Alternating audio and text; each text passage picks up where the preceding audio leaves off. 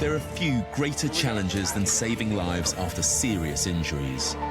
You're shot, you have to go to the operating room. I'm Dr. Kevin Fong. I want to see for myself how lives are saved in some of the world's most extraordinary trauma centres. This guy stabbed in the chest with a screwdriver. He's fully arrested. As a doctor, I've seen a lot. Hey! Motherfucker! But you've never seen it all. I'll be joining ER doctors across the world who are amongst the best at dealing with extreme trauma, from car crashes to stab wounds and gunshot victims. Did you get assaulted too or just shot? I've been given special access to get up close and see these elite teams in action, to learn the lessons that might improve our own A&Es. I want to learn the secrets of these trauma units and how they manage to save lives that would otherwise be lost. I want to show you the world of trauma medicine through a doctor's eyes.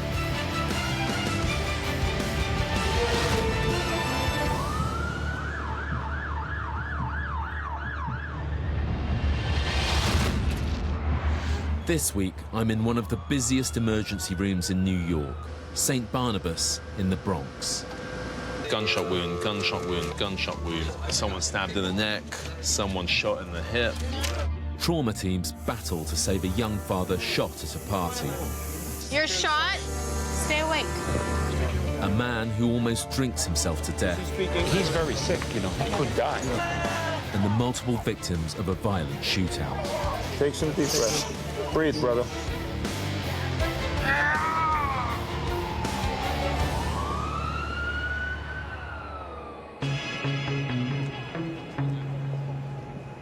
When you think of New York City, you think of Grand Central Terminal and Madison Square Gardens and the Empire State Building and all of those movie locations that you see, the cinema. But most of New York City, most of the people who live here, live off the island in these boroughs. And in that respect, this is much more what New York is all about.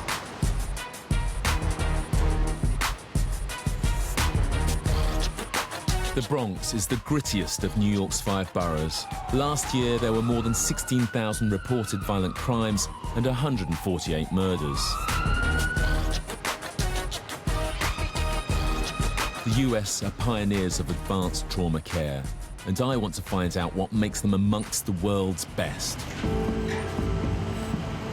For a week, I'll be based in the emergency room at St. Barnabas Hospital in the heart of the Bronx.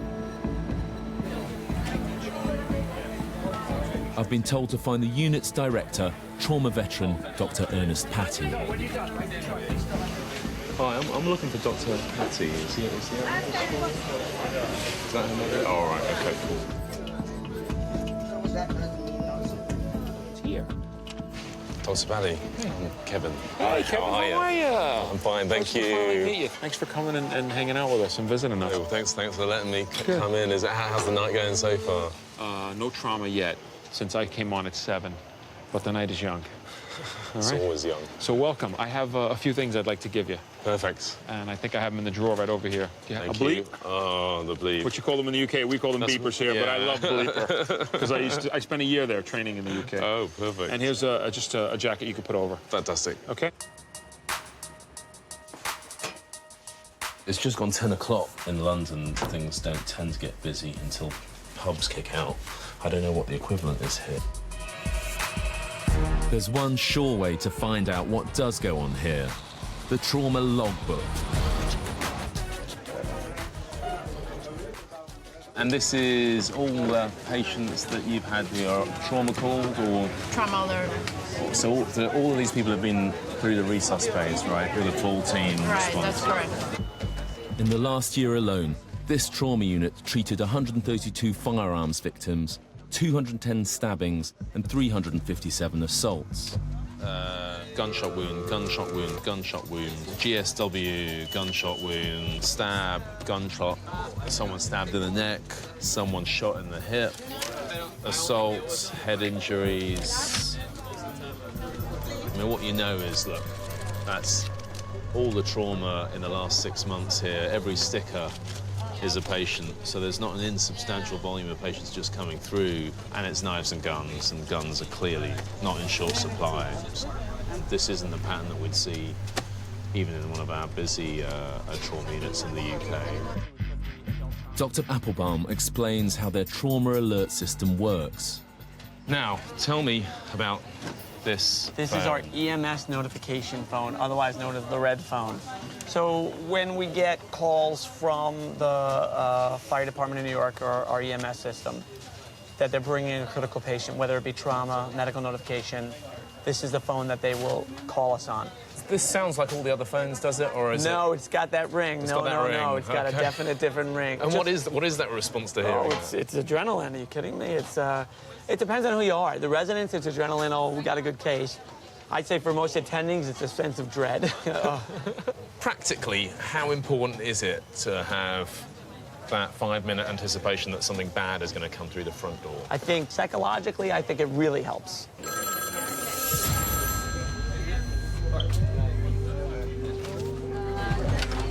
Hospital 83. Now I'm going to see this unit really put to the test. With reports of multiple gunshot victims on their way, Dr. Patty is heading up the team in the resus bays. Everybody get dressed. Put on your costumes. Sarah, what did you hear? Did you hear anything? 3 gunshot wounds coming. Nice! You got the airway, correct? Okay, I'm just checking. We have our airway kit? No, I got it. Okay. The report is that 2 masked gunmen started shooting into a local deli. We have blood. Somebody go to get blood. 3 gunshot wounds, 1 with unstable vitals. The other 2, I'm not sure. Multiple, yeah. Yeah. The first patient through the door is 16-year-old Raul. Is this just Saturday night in the Bronx? Yes. We're here, Suave. Last year in the Bronx, the emergency services dealt with more than 16,000 violent crimes. Cut it off. We're gonna cut off. Cut it off. I put this blanket over me. The second gunshot victim is 23-year-old John. Here you go. There's another full trauma team ready to treat him. More than 20 doctors and nurses have now arrived at the trauma bays. He's awake. Airway, breathing. Challenge here is to really try and accurately triage the patients, assess them as rapidly as you can, decide who are your priorities so that you can deploy your resources to the people who need it the most. Raul has a bullet wound in his arm. Got an injury here. Any medical problems? With a second wound to his chest, this bullet could have penetrated several vital organs. Good. Take some deep breaths. Take some deep breaths. We're gonna get a line. We have to get some labs as well, okay? Breathe, brother. Raul's mother is waiting just outside the trauma bays. Okay, I'm Dr. Patty. Nice to meet you, Raul. Don't move, okay? Let the doctors do what they got to do. Don't move your Make a arm. fist. All right? Wiggle your toes. Minutes later, the latest victim of the Delhi shooting is brought in, and a third trauma team gets to work. The trauma codes at the same time, all from the same shooting incident. One patient that very efficiently and rapidly assessed and triaged down a category superficial injury with a bullet. 2 others more seriously injured, one with a bullet in his, I believe in his right flank there, and I'm uncertain of this patient's injuries, but X-rays going off here. Incredibly, the first shootout victim, Raul, has escaped serious injury. The bullet didn't penetrate his chest. A little ricochet off the chest, but nothing in the chest. Chest is clear, both sides, belly's clear. With Raul stabilized, it's now the second gunshot victim, John, who's causing concern. So far, the team have discovered 1 bullet wound in his side.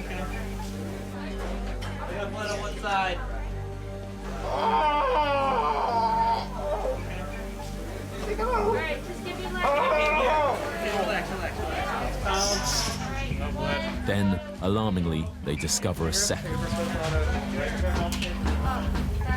They found another injury on the other side of the pelvis, so that's very concerning. It could have gone all the way through the abdomen. So an exit wound. Well, I don't know. I don't know if it was 2 wounds or one that went through.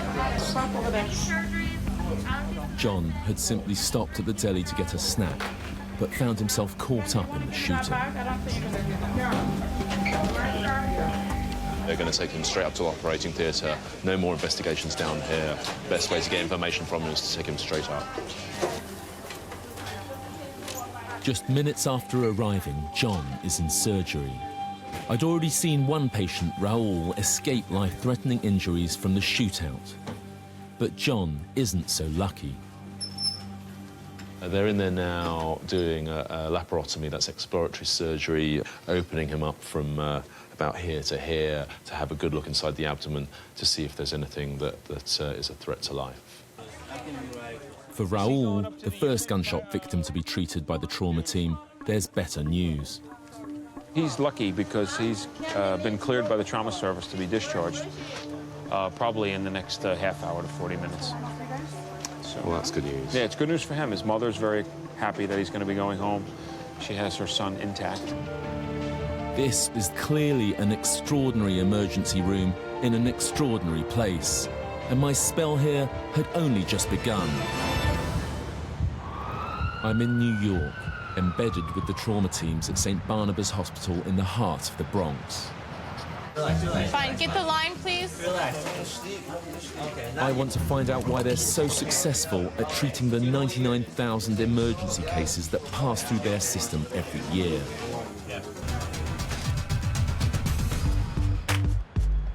But as I'm discovering, St. Barnabas is more than just a top-notch trauma unit.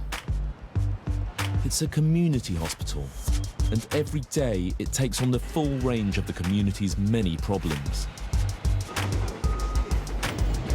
The Bronx has the highest rate of poverty in New York's 5 boroughs, with almost 1/3 of the population living below the poverty line.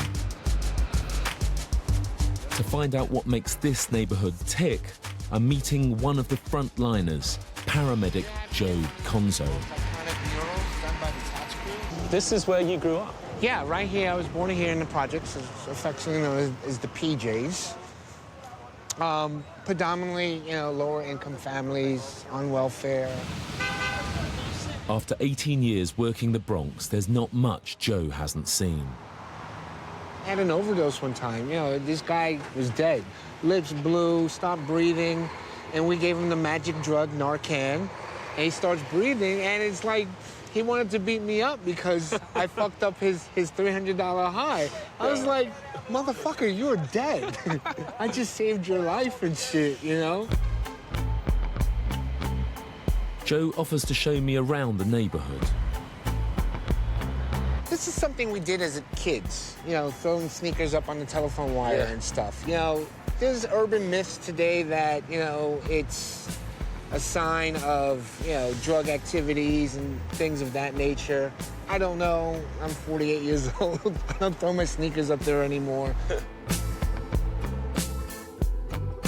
Why do kids join gangs in the Bronx? It's a sense of power, a sense of belonging. Kids today, as young as 12, 13 years old, they're killing each other. They're fighting with guns and knives and stuff. I had a 13-year-old tell me, I'll take you off the map. I'll take you off the map is another word for saying, I'm going to kick your ass, or I'm going to kill you. It would be ridiculous to suggest it's all a bed of roses here. Still significant problems, huge problems, but things are changing. You get that sense. Things have changed. The emergency services, the police department, the fire department, the EMTs, this ER, they're all part of that change and part of the solution. So I feel very lucky to have been on that tour. You don't get that tour. You couldn't come to New York and find that out about the Bronx ordinarily. Back at St. Barnabas, armed with my pager, I'm following trauma veteran Dr. Patty and his team, looking for clues to this unit's remarkable reputation. It's not the third world. It's the Big Apple, right? Okay, so if the guy's on break, get his butt back here. I'm not gonna, I'm gonna tell you I'm on break during the middle of a trauma. Say, hey, you know what? I'm going on break. But it isn't just gunshot victims needing life-saving treatment that pour through the doors. This sounds like a very sick patient who's bleeding very heavily from his gut somewhere that's not sure where, from what the ambulance crew said. His blood pressure is very low, and from the sounds of it, his heart rate is extremely high, which is all suggestive of having lost a lot of blood. This potentially could be a very serious case, a very urgent case, so it's going to put these guys to the test. The patient's name is Pedro Gomez. The man with him is his brother. Front of the friend, he got out, he temperature himself, he got blood, vomiting blood, and he became on the spot in the shower. Pick him up. Does he speak English or Spanish? No, Spanish. Okay. So he's jaundiced, got a large belly. He's got ascites. So how many days do they say they want to have? Do you have another line there? Okay. A big part of our job is, like I tell my children at home, I feel like a detective. Basically, that's what I am. You know, what did the EMS say? What did the patient say? What did the family say? What did the scene look like, you know, in the home? Was there pill bottles on the floor? I try to get as much information as I can. Sometimes our patients don't give us information. They come in unconscious. Okay, he have been drinking for about 16 days. Yeah, drinking, no, stop drinking and drinking and drinking. And right now, at 3 minutes, is starting to throwing blood.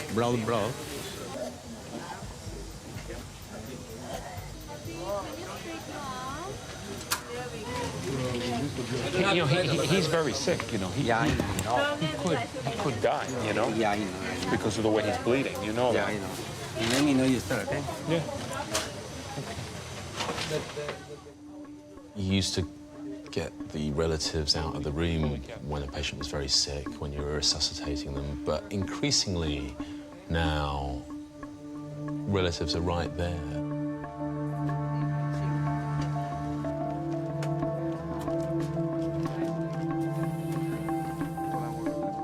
His blood tests are very bad. If I leave him like this, he'll eventually tire, you know, because from breathing so fast. Right. And then he'll just pass out, and we can't save him. So what I'm going to do is I'm going to put him on the ventilator. That helps his body relax, Okay. and we'll stabilize him for a while. Thank you, doctor. You're welcome. You know, whatever you do is do for the best. For the best. Thanks. You tried to intubate? Pedro's clearly very sick. And in the middle of all that, Dr. Patty's had to divide his attention and talk to Pedro's brother and provide some clarity, be honest, and do all of that with a bit of warmth. You know, you get a sense of him and what makes him a really very wonderful emergency department doctor. Pedro is exhausted and on the verge of dying. To save his life, Dr. Patty now has to anaesthetize him, put him onto a ventilator, and get him to intensive care. And he has to train his junior doctors as he goes. Resident Dr. Patel is given the risky task of intubating him, sighting a breathing tube in his trachea. You need cricoid? I have a little cricoid on. It's too much? You tell me. Pedro is now sedated and paralyzed. He's no longer able to breathe for himself. Until that tube goes in, there'll be no new oxygen getting into his lungs. Does that help? Or no? Do you see it pushing down into your field of view or no? Yeah. Okay. Can you see? Yeah. Okay. I'm gonna hold it right there then. Tube. It's a tricky procedure. Dr. Patel must thread a breathing tube into the mouth, through the vocal cords and down into the trachea.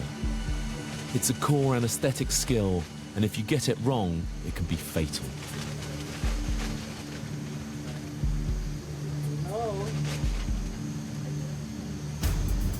Did you see it go through the cords? You did? Pedro is critically ill and in danger of dying. But for now, Dr. Patty and the team have managed to buy him some time. Excellent job. All right, we got to start him on a sedative drip, right? Excuse us, sweetie. That's what's good is, you know, we try to work as a team. We let them try to get their practice because they have to. She managed to get it down. She managed to get it down, first yeah. time, so that's pretty good. Yeah, it was pretty good. with all that blood, it's not easy, you know? No, never easy. Pedro is more stable now, but still seriously unwell. The fight for his life will go on in the intensive care unit. We're about halfway through the week, and it's a busy place. And if it's not trauma coming through, it's emergency medicine. Sheila 81, please. Sheila 81. There's always this sort of stuff going on the whole time. You know, the guys sitting in the middle of that donut in the middle of ED1 just feel like they're permanently under siege. And those bays all around, all 19 of them, are almost always full. Some of them have two patients in them at the same time. So this is a busy ER. And it's interesting watching how the doctors deal with that. A few days later, and remarkably, Pedro's out of danger. All right, senor. Alcohol had almost cost him his life. Respira, senor. My wife gave us death 2 years ago. Our drinking, you know, is a probably about pint vodka every day. I hope that's the last time. Like other elite emergency doctors I've seen on my journey, Dr. Patty looks like a man who can cope with anything. But once in a while, all doctors see cases that really do get to them. I have lost it at times. I try to keep it in check and try to keep it under wraps, only because when I'm there, I'm sort of the captain of the ship. And if the captain loses it, then the crew loses all faith in the vessel and its journey, and you start sinking quickly. But I have, at some points, felt that way. Probably one of the most difficult cases that I've had to deal with was a young boy who was brought in severe respiratory distress with what we found out later on was a severe pneumonia. I walked around the boy, and his father grabbed me as I was walking. He said, "Please don't let my baby die." I was looking down at the boy, and I could see superimposed on his face, my son's face. And I continued to do my job. Very distressing. I'm sorry.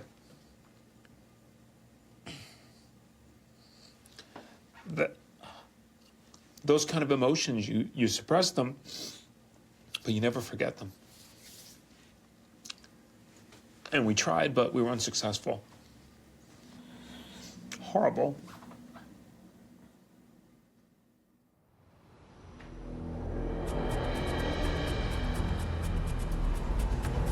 St. Barnabas Trauma Unit in the Bronx has more experience of treating gunshot victims than anywhere I've seen in the UK.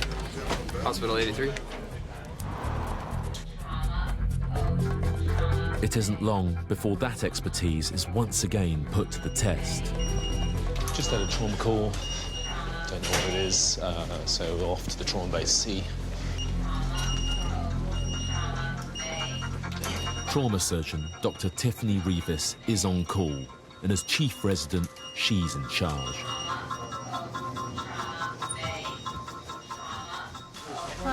What do we got? One shot to the stomach, one in the side, and one right in the middle. The victim's name is Jamel Porter. He's 20 years old, from the Bronx, and a member of one of the local gangs. What happened to you today? What's your name? Jamel had been out at a party when an argument turned nasty, and he was shot. You know what year it is. All right, let's get him over, you guys. I want the blood pressure now, please.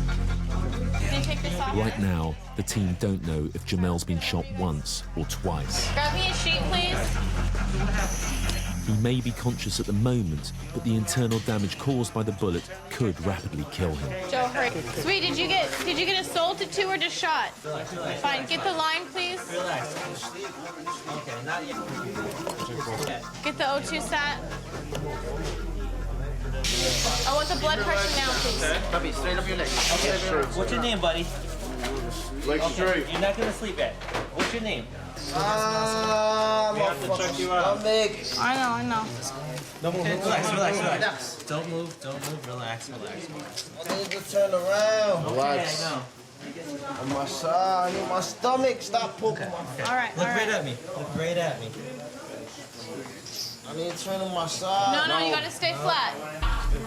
Keep your legs down, okay? You know what you... Up to this point, Jamel has been conscious, but now he starts to get drowsy. Look at me. Open your eyes. Open your eyes. I'm Dr. Rex. I'm one of the trauma surgeons. You're shot. You have to go to the operating room. I need you to relax, okay? Tiffany's fear is that he's bleeding from somewhere unseen, heavily enough to deprive his brain of an adequate supply of oxygen. Hurry, you guys. Get the line. We need to roll him and get him upstairs. Hold him. I'm going to monitor. Clear evidence of gunshot injury to his abdomen, which may well be life-threatening and is best assessed at operations. So they're going to get a quick chest X-ray off now, and then they're going to take him straight to the operating theatre. Stay awake. Just till we get upstairs. Take a manual and get him on the monitor. X-ray. Open your eyes. Keep them open. Keep them open. Go.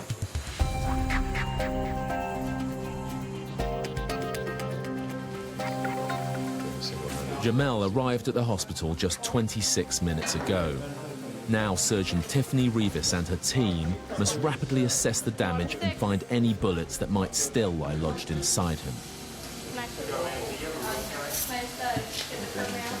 This is called an exploratory laparotomy, and what that means is that they're exploring the abdomen and the abdominal contents. The important things for them to identify early here are any life-threatening hemorrhagic injuries, that is, injuries that are causing them to bleed, which would be acutely life-threatening over minutes. All right, we got some blood here, so get some lapped up.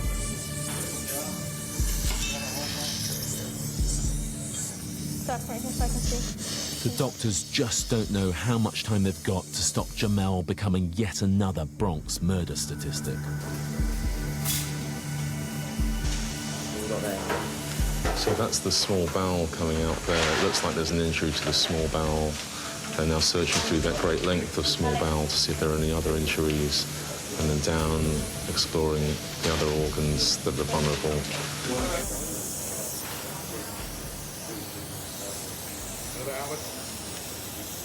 You saw them identifying several injuries to the small bowel itself, which they then marked and have decided to remove a section of bowel that contained those injuries. And all of this has happened very quickly.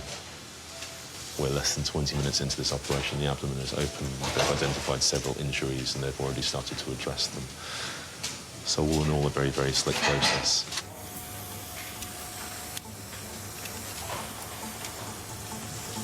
They cut out the injured section of bowel and then staple the healthy ends together. We're taking one out. A bullet. One of them. Is there another one? Where? No. That's it. Just went That's from here it. to there. Where'd the other one? What did the other one do? No. So it looks like it came through here. It hit part of the small bowel and large bowel. It came through the front, and the wound that we saw here was the bullet just underneath the skin, which we removed also. Those two wounds have been made by one bullet, which passed right through Jamel's body.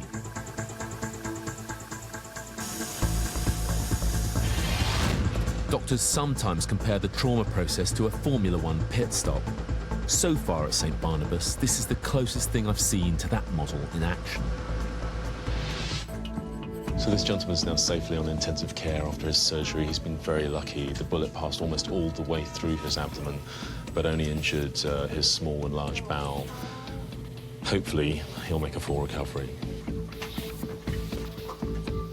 There are these individuals, usually young men, who are suddenly and very prematurely aware of their mortality. And do you see them getting changed by their experience here? They can think that they're still heroic and can run out of here and have nothing ever happen to them again, or they can be in here for their third time being shot and laugh about it. Others, definitely very grateful for what's happened to them, because it's been an eye-opener, life experience and change, where they want to better themselves in their lives and try to get to a place where they won't be in that same position ever again.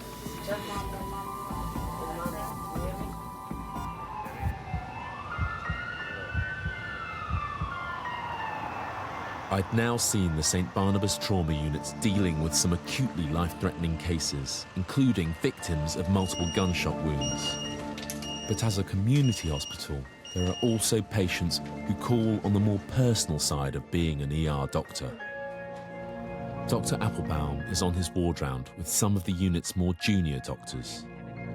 This is a nice guy from the community. He's got schizophrenia. He's hallucinating when he got here last night, thinking he's got some whole thing, like a rat thing, where he thinks rats are all over him. They're biting him all over his genitals and all this bizarre stuff. He says the last time he was here, they gave him some medicine and it made the rats go away. I mean, these people... We have an area over here to keep our patients who have behavioral disorders or psychiatric disorders, substance abuse issues. And the reason we keep them there is we have a dedicated security guard who watches them. And they're also within our field of view. You know, I wouldn't put them in an area where I couldn't see them. But sometimes patients manage to give staff the slip. We did have one interesting case. A lady was in bed 19 over there. She asked the doctor if she can go use the restroom. And she went into the restroom and was in there for quite a while. We look in, we don't see the patient. So we open the door, the patient's gone. So there's no windows in the restroom because it's an internal restroom. And you look up and you could see that one of the ceiling tiles was ajar. So I walked out here, we walked out with some of my staff, and we looked, and you could see that around bed 18, there were ceiling tiles that were moving. She had gone into the drop ceiling and was trying to escape. I don't know where she planned to escape to. We said, ma'am, you have to come back out. You know, you're gonna fall. Sure enough, we moved the stretchers away. We put some mattresses on the floor, and she fell right through the ceiling. That's like 8-10 feet. Landed on the mattresses, promptly, you know, bruised herself pretty bad, but didn't get hurt seriously. But that was one of my favorite stories. A good ending, you know. The next case for Dr. Patty is a woman who's been admitted after a domestic disturbance. Yeah, he's a 58-year-old guy, came in with a chief complaint of feeling like... My kids never even see me like this. My kids never see my face like this. So, radiology called hey, Let me make sure that Santana's not... For $7.50, $7.50 an hour, I do that. Can you just give us a few more minutes and I'll come and... my face. I'll come and take care of you. Can Nobody you give me... took care of me. I said I will. You know what they did? They put my hands behind my back and they arrested me for what? For what? What am I arrested for? What am I arrested for? My husband right there, look, they made him take off his clothes. They made him put on a hospital gown for what? Can you please calm What? Can you just calm down? For what? Look at my face. I see I gotta go home to kids like this. Can somebody beat you in your face and you tell them calm down because you gotta go to your wife and kids like that? There's more to this job than just treating physical illness and injuries. Or I'm not gonna... I'm sorry, but I'm devastated. Like, I understand. Take a deep breath, though, man. We're here to help you. I'm not here to torture you. All right? All right? Come on. Come over here. Come over here. I'm sorry. As a health professional, you don't get the choice who you treat. You don't get to say who deserves your health care more than somebody else. Take a deep breath. Relax, okay? That's what most doctors, most nurses went into the profession for. It's because you have that unconditional duty to help people, whatever their circumstance, however they've come to you. Just hang in there a little bit. See Can you give her something to drink, please? Just some juice, some ice water, something. No, I want nothing. I'm not taking nothing, y'all. Give me some ice. No medicine. Can you give us some ice, please? What's your name? You never even told me your name. Nisha, Antonisha, but you can call me Nisha. Thank you, Nisha. I'm Dr. Patty, okay? Dr. Patty, I know you before. Were you drinking a little bit, too? Yes, I can smell. because it's my birthday. Oh, happy birthday. Yes. Here, come back. No, my birthday next week, but it's my birthday. So you get an early start on it. Yeah.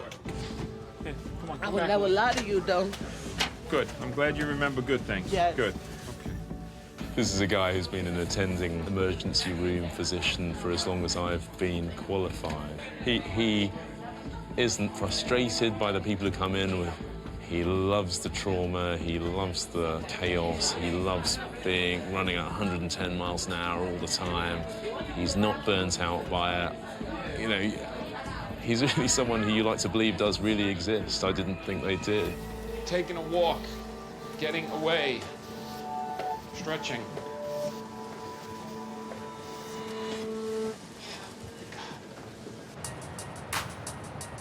Next day, and Jamel, the gunshot victim from the party, is out of intensive care and recovering on a ward.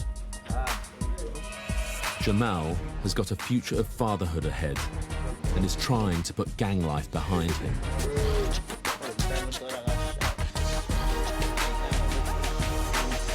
Me right now getting shot is gonna change my life a whole lot. Like all this gang stuff is not even necessary. Like all that is dead to me now. Bloodshed. No, it's no more gangsters for me. Matter of fact, I'm not even Weezy. I'm Jamel Porter. That's my name. Jamel Porter. Don't call me Weezy. Don't call me Chucky. Don't call me nothing. Like, don't call me Boomba. Yeah. Call me Suave, the boss. Don't call me nothing. Call me Jamel Porter. That's it.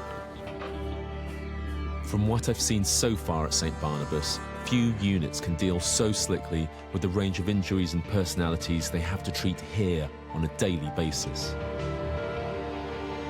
Now, I want to piece together just how this place has streamlined their system, how they save lives that might otherwise be lost. I'm coming to the end of my week at the trauma unit at St. Barnabas Hospital.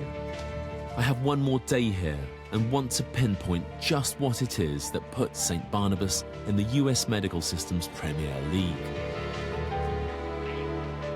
And you get the sense that the community here are very grateful for what you guys do for them. I mean, as much as this is an intractably difficult population, they do appreciate what we do for them. Hey, motherfucker! Hey, you fucking, who the fuck? They have a unique way of showing it. They're very kind of needy and... Have you heard of stoic populations? Yes, I have, yes. That's just not one of them. The next case was Antoine, a 44-year-old man who'd arrived in the unit with a head injury. He'd been drinking. I was drinking, and I don't know, maybe I got an argument with my wife, and then next thing you know, we was arguing, and I think I take a glass in the house and smash it on my head. This is what happen when you drink too much and you don't realize what you're doing. I just smashed a glass on my head. The cleverest thing to do is you take a drink and go to sleep. In the grand scheme of things, this gentleman has a relatively minor trauma. He has lacerations to his head and possibly a head injury, but he's also slightly intoxicated, and the team will treat him as they do all trauma patients, with a very careful examination to make sure that there are no more serious injuries than they can see immediately. It's a huge relief for Antoine's wife when doctors discover all he needs are a few stitches. You like stitching already? Uh-huh. You did. Can't even feel it, huh? No, I do not. I'm all right. His kids are worried. So they just want them to know that Dad's okay. That shit didn't feel good at all. Nah. Oh, you forgot the doc? He's the best. I didn't feel no pain. Have they looked after you well? Huh? Have they looked after you well? They sorted you all out? They got me over here at the head. Everything is great. I feel good. So you're nearly all ready to go home now? I'm ready to put my shit on right now and leave, yo. I'm ready to, like, pull shit out and, like, go home. I'm from New York. You know how we get raw from rugged. I'm ready to go home.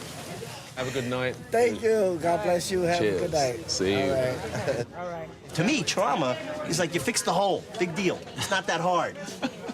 But the hard stuff is, you know, that guy who couldn't find a way to get to the 4th floor of his apartment. How am I going to deal with that? What, am I going to carry him on my own back to the 4th floor? Before I leave St. Barnabas, I want to get the latest on gunshot victim John. He was the 23-year-old New Jersey man caught up in the Delhi shootout. Hi, John. How are you? I'm Kevin.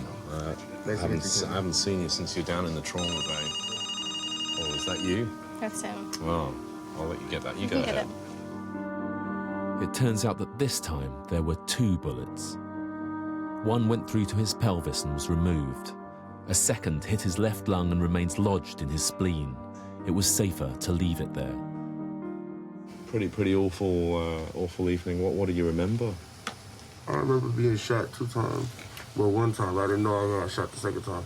Until I got to the hospital, one of the doctors discovered I was shot the second time. What happened? The guys were just there at the store, or...?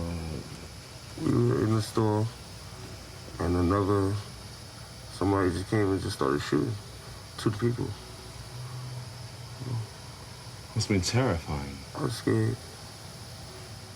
Do you know when he's likely to go home, Tiffany? He'll definitely be here for probably a couple more days with us if everything goes smoothly. John, it's great to see you looking so well. I can tell you want to get some sleep. Thank you. I'm really glad everything's working out so well. All right, they've looked after you well here, I think. All right. I'll see you again. Good luck. All right. I'll check on you later. All right.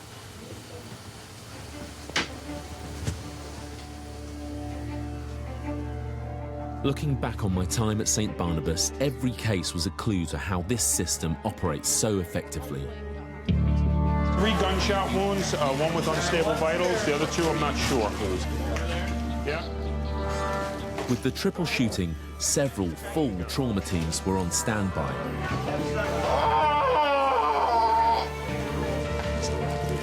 But slick trauma teams treating gunshot victims is just one side of the story at this emergency unit. Vitals? Vitals, 110 pulse. As part of a community hospital, St. Barnabas has to have the ability to deal with every kind of case. Hey! Motherfucker! During those less serious trauma cases, I saw what really makes St. Barnabas so special. It is what it is. I'm from the Bronx. Peace.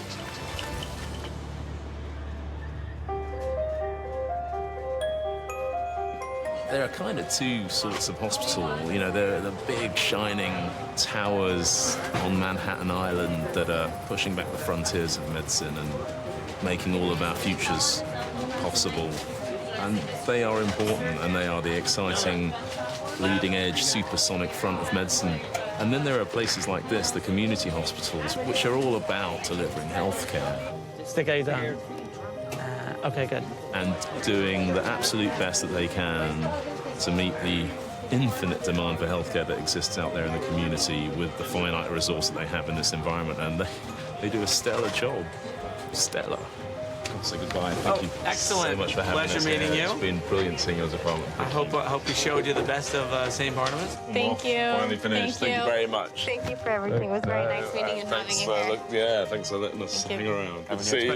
It's been a pleasure to have you. And I'll have to look after you in London sometime. You better return. I'm going to be coming to London, definitely. Listen, being that you came here and made the visit to us and were hanging out with us, I wanted to give you something to remember us by where you're across the pond back in England. And I have a special memento that I like to give special friends like you. This is a St. Barnabas star. Say that I've been here. You've been to the barn. Been to the Bronx and survived. You have. Repeatedly beaten, punched, and kicked in the face. To the people of the Bronx, this hospital is more than just a building. 31-year-old male, multiple stab wounds, upper, mid-back. It's like a living, breathing thing. It never stops, it never rests, it is always there. And it tells you about more than just the heart of this community. It tells you something of the quality of its soul.